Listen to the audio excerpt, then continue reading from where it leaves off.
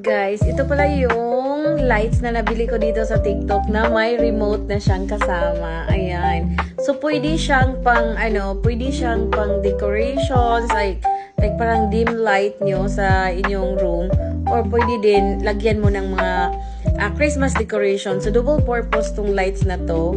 Ayan. So, mayroon siyang off. Kung gusto mong off. And then, very handy lang. Ayan, on. And then, mayroon siyang mga iba't ibang, may timer din, may iba't ibang mode siya. So, ang gusto ko is yung naka-steady lang. Ayan. Ayan yung 1. Ayan.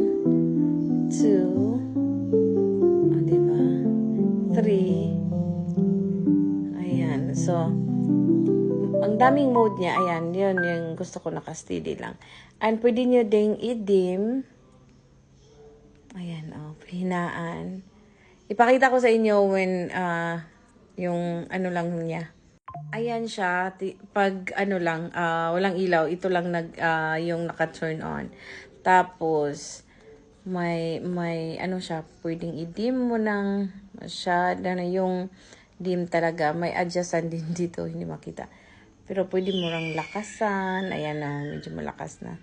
And then, pwede mong, ayan, ano natin, diba? Yan yung 1, 2, iba naman yung 3, ang lakas. Ayan, pero gusto ko yung, yung 8, yung steady lang. Asan na ba yung 8? Ay, ano ba? 8, ayan. So, kung i-off nyo,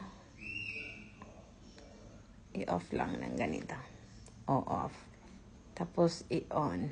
O, diba? Ang cute!